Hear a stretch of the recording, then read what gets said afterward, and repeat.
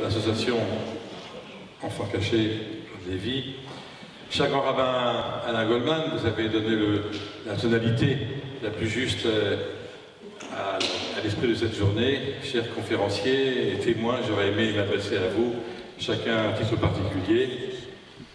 Cher vice-président et président du consistoire du Bas-Rhin, je n'étonnerai pas non plus tous mes amis qui sont là, je pense à Nicole Kahl, à Brigitte Schmigan, pour dire le bonheur que j'ai à me retrouver chaque fois à Strasbourg, mais aussi l'honneur qui m'est fait, et la conscience de partager un temps privilégié qui est celui de la mémoire. Mémoire à l'écoute des témoins, mais aussi des historiens, mais aussi des éducateurs, de cette période de la Shoah, telle que l'ont vécu les enfants cachés, et telle qu'à leur mesure, chacun de vous aujourd'hui a essayé de nous transmettre pour que vous soyez encore, chère Carole, vivement remerciés. Et last but not least, merci à vous tous qui avez soit témoigné, soit permis par votre écoute que la transmission soit non seulement possible, mais qu'elle devienne le parcours obligé dans l'éducation des jeunes générations. Elles furent très présentes ce matin, et que la mémoire seule, sans l'histoire, ne peut plus elle seule suffire. Cela fut parfaitement mis en lumière maintenant au cours de cette table ronde, comme j'ai eu le bonheur d'en faire l'expérience moi-même, au lycée international, par l'évocation, par la mise en scène, par les élèves de la section russe, chère madame, du grand livre de Vassili Grossman, Vie et destin, que je recommande vivement. Le premier enfant caché de l'histoire, vous le savez tous, mais on ne fait pas toujours le rapprochement entre son histoire et celle des enfants cachés de la Shoah, est né il y a 3400 ans. Un bébé âgé à peine de 9 mois, le premier enfant d'une sélection, avant même que ce concept existât dans le vocabulaire de la Shoah, Moïse, qui ne s'appelait pas encore Moïse, se trouvait caché dans un berceau sur le Nil. Vint la fille du Pharaon, la première des justes parmi les nations, qui ouvrit le berceau. Soyez attentifs aux mots singuliers que la Torah consacre à cet épisode. Vatireu Tayeled, Veine Nahar Boché. Voici que le nourrisson se trouvait dans ce berceau, et voici que l'enfant pleurait. Première observation, il n'est pas écrit qu'elle l'entendit pleurer, mais il est écrit qu'elle le vit pleurer. On eût entendu le contraire, et que la Torah nous dise, selon la logique, qu'elle entendit pleurer l'enfant et non qu'elle le vit pleurer. Pourquoi cette apparente anomalie? Deuxième observation, la Torah dit à la fois qu'il était nourrisson et qu'il était enfant. De deux choses de l'une, était-il nourrisson ou était-il déjà enfant lorsque la fille du Pharaon le trouva sur le Nil? Était-ce l'un ou l'autre? En vérité, c'était bien un nourrisson qu'elle vit, mais il ne pleurait pas comme un nourrisson, il pleurait comme un enfant, avec cet instinct naturel qui lui disait de ne pas pleurer à haute voix, qui lui disait ne te fais pas prendre, et surtout ne prends pas le risque en pleurant de faire perdre la vie de ceux qui se cachent avec toi. En réalité, il avait déjà appris à pleurer en silence. Et c'est pourquoi la Torah a écrit de la fille du Pharaon qu'elle vit l'enfant et non pas qu'elle l'entendit, car elle n'entendit en effet aucun son de sa voix, mais elle comprit que c'est ainsi qu'un enfant juif pleure. Combien d'enfants ou de bébés enfermés dans les caves ou les greniers, dans les ghettos ou ailleurs, étaient presque étouffés par leur maman pour éviter que leurs pleurs attirent l'attention de la Gestapo ou de la milice, au risque que tous ceux qui se trouvaient cachés avec eux soient débusqués et assassinés. Gilbert Blum, un ancien Strasbourgeois qui vit aujourd'hui à Jérusalem, enfant caché durant la guerre, témoigna dans un ouvrage paru sous les auspices de Yad Vashem avec pour titre « Caché pendant la Shoah en France ». À la page 64, il décrit alors qu'il arriva avec un groupe d'enfants à la gare de Lyon dans l'imminence d'un passage en Suisse. Je cite, « À la gare, des soldats allemands voulaient savoir où nous allions. Ils ne se doutaient pas un seul instant que nous étions tous juifs. Nous étions 26 jeunes de 13 à 18 ans. À notre arrivée, le soir à Lyon, et cet élément, vous le verrez, à son importance, un couple avec un bébé se joignait à notre groupe. N'ayez pas peur des chiens qui aboient, et gare à vous si vous faites du bruit, nous a-t-on dit. Des deux côtés de la frontière patrouillent des soldats accompagnés de chiens qui aboient sans arrêt. Si vous gardez le silence, nous expliquait le moniteur, les chiens se contenteront d'aboyer, mais si vous faites du bruit alors... L'heure du grand départ arriva, nous prîmes le train pour Annemasse. À la descente du train, nous fûmes conduits en file indienne dans une forêt touffue qui traversait la frontière. Un inconnu, passeur confirmé, nous indiquait le chemin. On entendait de loin des aboiements qui devenaient de plus en plus proches et de plus en plus menaçants à mesure que nous avancions. Nous respections scrupuleusement les règles. Chaque fois que le passeur distinguait au loin des silhouettes de soldats allemands, nous nous accroupissions.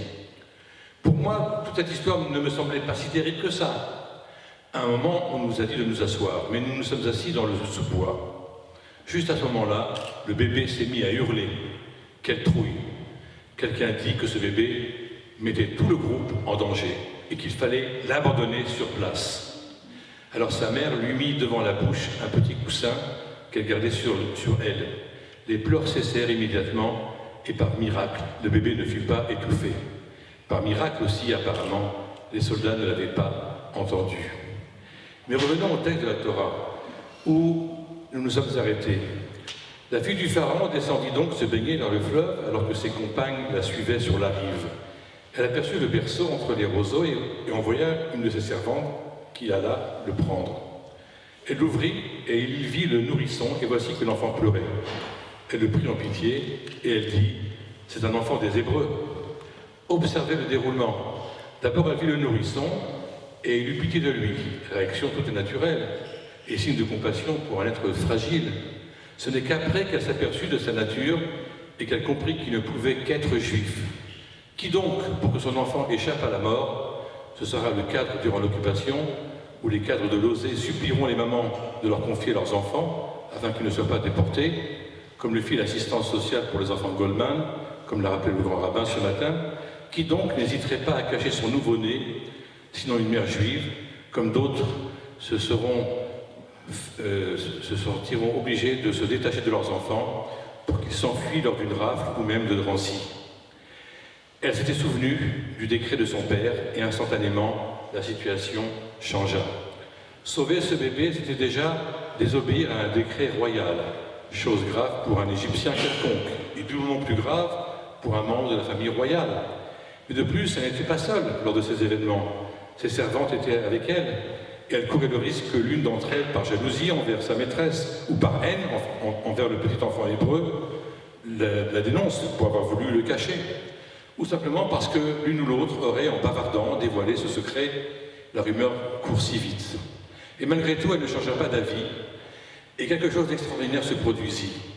Myriam, la sœur du bébé, se trouvait là, et dit à la fille du pharaon, « Faut-il t'acquérir une nourrice parmi les femmes hébreux qui allaitent le bébé pour toi ?» Et la fille du pharaon de lui répondre, « Va !» La jeune fille, Myriam, alla chercher sa propre mère, à qui la princesse égyptienne lui dit, « Prends le bébé, et je t'en donnerai le salaire. » Cette femme prit le bébé et l'allaita. La simplicité avec laquelle cet épisode est narré et cette rencontre également, est en tout point surprenante. Premièrement, comment est-il possible qu'une jeune fille, et en l'occurrence une jeune fille qui fait partie d'un peuple persécuté, ait l'audace de s'adresser à une princesse ennemie?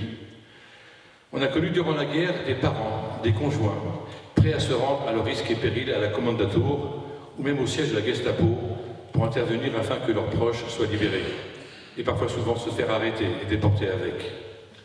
Dans le récit biblique, il n'y a même pas de préambule ni autre formule protocolaire. Les deux femmes donnent l'impression d'échanger soudain d'égal à égal. Myriam n'y va pas non plus par quatre chemins. Elle informe implicitement que ce bébé est son petit frère, que frère aîné, quelle grande sœur n'a pas agi pendant toute la guerre, pendant l'occupation, à la place d'un père ou d'une mère, comme le fit Myriam. Elle lui proposa un plan audacieux dans sa simplicité. Si la véritable mère peut garder son bébé chez elle et l'allaiter, le risque pour toutes les deux sera réduit, car elle n'aura pas expliqué à la cour royale comment ce bébé est apparu. On pourra dire plus tard que l'enfant n'est pas juif, et que cette femme, Yocheved, n'est pas sa mère, mais une nourrice. La princesse adhéra à ce plan et donna sans délai son assentiment. J'aimerais vous faire partager ce qui nous apparaît dans ce récit comme une autre surprise. La Torah nous dit que l'enfant grandit, que la mère le remit à la fille du pharaon, qu'elle adopta, et lui donna le nom de Moshe, c'est-à-dire en égyptien « tiré des eaux », disant « parce que je t'ai retiré des eaux ». Sans doute, le fait qu'elle ait donné son nom à Moshe, à Moïse, peut nous sembler anodin.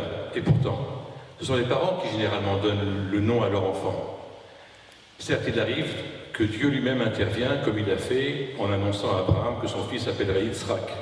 Certes, il arrive que Dieu lui-même modifie tel ou tel prénom, comme Abraham, à partir d'Abraham, ou Sarah, au lieu de Sarai. Mais il est étrange que le héros du livre de l'Exode, le plus grand des prophètes, n'ait pas porté le nom que ses propres parents, Amram et Yochebed, lui ont sûrement donné à sa naissance, et qu'il ait porté justement celui que lui donna sa mère adoptive, et qui plus est une princesse égyptienne. Un fait qui intrigua tellement Sigmund Freud qu'il consacra tout un livre, Moïse l'Égyptien. Un midrash attire notre attention sur ce fait. Telle est la récompense, disent nos maîtres, envers ceux qui agissent avec bonté et sans retour d'aucune rétribution. Moïse, dit-il, n'avait pas qu'un nom, il en avait plusieurs, comme nous le rappelons dans un des piyutim, un des poèmes les plus connus de Simchat Torah. Or, le seul nom par lequel il est cité et connu à travers toute la Bible est celui que lui donna la fille du Pharaon, Moïse. Même Dieu ne l'a jamais appelé autrement que par ce nom. Par contre, comment s'appelait celle qui, depuis le début de ce récit, est sans cesse appelée princesse égyptienne ou fille du Pharaon? Aussi curieux que cela paraisse, son nom ne figure nulle part dans la Torah et même pas dans ce récit que j'ai rappelé. Anonyme et sans nom, comme tant de justes qui ont caché et sauvé des enfants sans faire état et souvent dans l'ignorance de leurs voisins, de leurs plus proches. Et cependant conscient des risques encourus. Et pourtant, tout à la fin de la Bible, dans le premier livre des Chroniques, elle est mentionnée pour la première fois comme fille du Pharaon du nom de Bithia. Et c'est elle que nos sages ont identifiée comme la fille du Pharaon, qui sauva justement Moïse. Bithia, pour les hébraïsants, a bien sûr une signification. Ce nom signifie fille de Dieu. Batka. Nos sages vont décrypter ici un dialogue extraordinaire qu'ils ont lu entre les lignes du récit que je vous ai lu aujourd'hui. Et voilà ce qu'ils ont dit. C'est Dieu qui parle à la fille du Pharaon. Dieu lui dit, Moïse n'était pas ton fils, et pourtant tu l'as appelé Moïse comme si c'était ton propre fils. Eh bien toi, fille du Pharaon, tu n'es pas ma fille, et je t'appellerai pourtant Bithia, ma fille. En filigrane, je poserai la question, où je dirais, qui peut juger le fait que bien des pères et bien des mères dans des familles qui ont caché des enfants ont eu tant de mal à s'en séparer au retour des parents naturels. Je ne sais pas, je n'ai pas eu l'occasion de faire l'enquête s'il y a eu au cours de la Shoah, sous l'occupation, des filles d'officiers allemands, de miliciens, même de SS, des filles de préfets ou de maires ou de commissaires de police qui ont eux aussi sauvé des enfants juifs. Sans doute il y en a eu, ci ou là. Le fait qu'il y ait eu même très peu, symbolise le fait que la tyrannie la plus terrible ne peut détruire l'humanité et que le courage moral des justes parmi les nations peut parfois apporter un peu de lumière jusqu'au cœur de l'obscurité.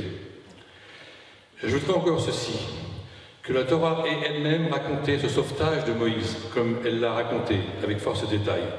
Cela signifie aussi qu'on ne doit jamais généraliser ni créer des stéréotypes.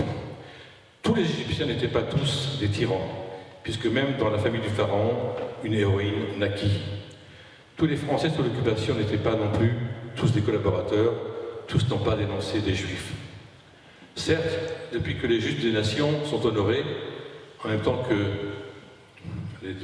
les déportés, et cela est particulièrement saisissant lorsque l'on célèbre la rafle du Veldiv, on a tendance à oublier un pan dramatique qui, dès la libération, pour des raisons politiques qui n'est pas lieu d'évoquer, on a tué, soit par ignorance, soit parce que ce n'était pas encore politiquement correct, dans une France où, comme le dira avec ironie Vladimir Yankelevitch, à la libération, tous les Français se présentaient comme les résistants de la 25e heure.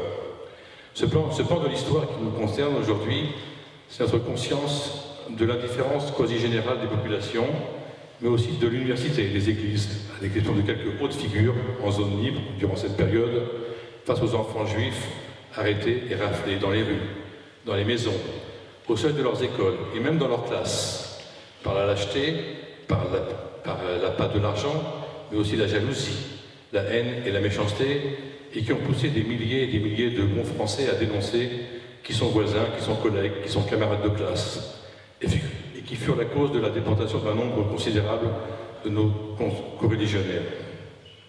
C'est l'un des aspects de la déportation des Juifs de France que, pour une raison mystérieuse, on ne parle pas, qu'on n'évoque pas, et qui reste encore ce jour quasi tabou, était-ce des témoignages, certains témoignages, qui nous parlent de la souffrance des adolescents cachés durant cette guerre.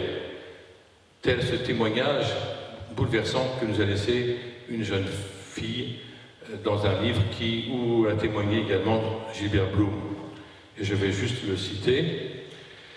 Voilà ce qu'elle écrit. Depuis juillet 1943, 3 enfants juifs et moi avons été confiés à un couple de non-juifs qui vivaient dans un petit village à une trentaine de kilomètres de Paris. Mon frère Marcel fut envoyé dans un autre village. Il m'était interdit de dire que j'étais juif, donc je ne portais plus l'étoile jaune. Les habitants du village hébergeaient beaucoup d'enfants que les bombardements allemands avaient chassés de la capitale, et pour eux j'étais l'une d'entre eux. Il n'y avait ni eau ni électricité dans ce village, on l'a rappelé ce matin pour parler de cette époque. J'avais pour mission d'apporter des seaux d'eau d'une source qui se trouvait fort loin de la maison. Nous appelions nos hôtes Pépère et Mémère. Mémère était très gentille avec moi, elle m'a appris à nettoyer la maison et même à cuisiner. Il va de soi que je refusais de manger de la viande. Mais une fois, comme j'étais souffrante, elle m'obligeait à avaler du civet de lapin pour, disait-elle, me fortifier. À la fin du repas, j'ai tout vomi. Je ne pouvais pas me faire l'idée de manger de la nourriture, non cachère. Quant à Pépère, ce qu'il aimait le plus en moi, c'était ma jeunesse et mon isolement. Et chaque fois que mes mères s'absentaient, il me harcelait. Je tentais bien de le menacer, de tout raconter à sa femme, mais il me répondait « Des menaces? Tu sais, j'ai une arme autrement plus efficace que la tienne. Je vais te dénoncer au premier Allemand que je rencontre. » J'étais désemparée, impuissante, et je m'arrangeais pour ne jamais me retrouver seule à la maison avec lui.